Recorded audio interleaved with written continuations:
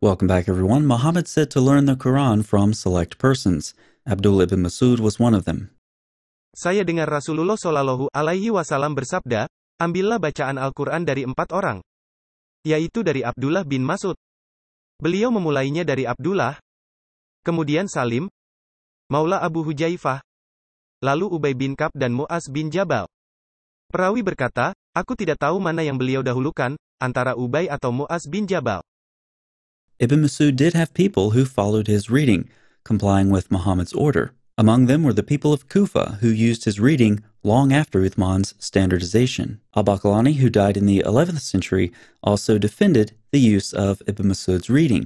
But Ibn Mas'ud's reading was the subject of some conflict. Previously, we talked about the curious case of Ibn Shanabuth. Remember, he was the one who was flogged in the 10th century for using the readings of the companions, including the reading of Ibn Mas'ud.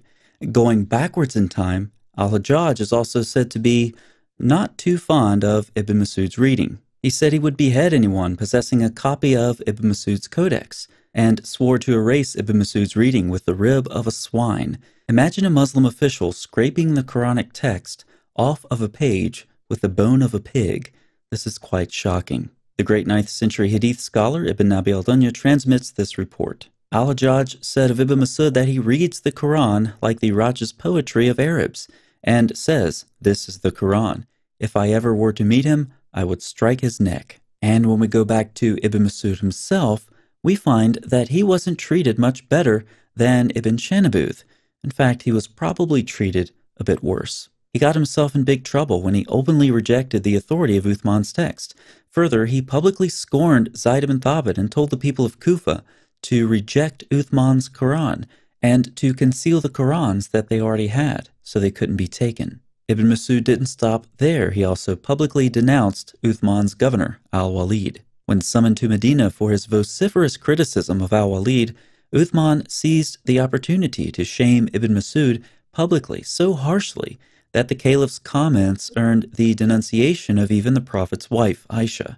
For his impudence, the caliph ordered the aged companion to be beaten so severely that his ribs were broken. Most accounts assert that he recovered from his wounds and lived in Medina for 3 years afterwards. Uthman and Ibn Mas'ud remained distant the rest of their lives.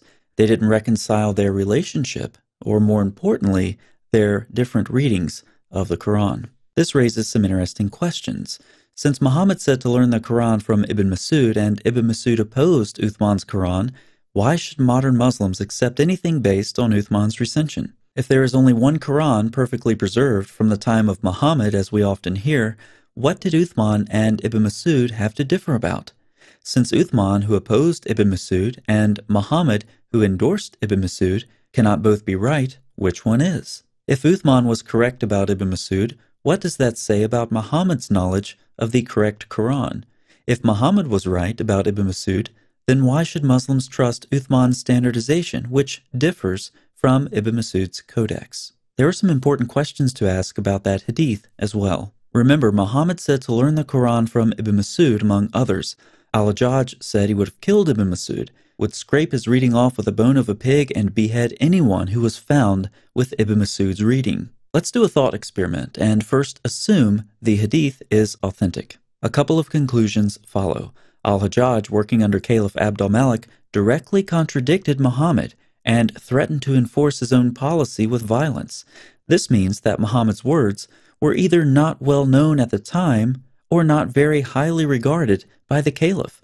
Muslims wouldn't want to grant either one of these conclusions. On the other hand, let's assume this hadith is forged to further the interests of the Abbasids. In that case, Al-Hajjaj never knew Muhammad said that because he never did. This would mean that the Abbasids were willing to forge narrations, even about the Quran, putting them on the lips of Muhammad. That raises the question, what else was forged? Blackjack, who you see in the comment section occasionally, dug up and translated some sources for this video. So here's a big thanks to him. Check out his blog, The Islam Issue, in the description box. He does a lot of great work right from the Arabic sources. He's also been threatened with physical harm for his blog, so you know he's doing something right. Speaking of physical harm, check out this video. to see the curious case of Ibn Shanabooth, another fascinating example of someone being persecuted for using the wrong version of the miraculously preserved Quran. Thanks for watching.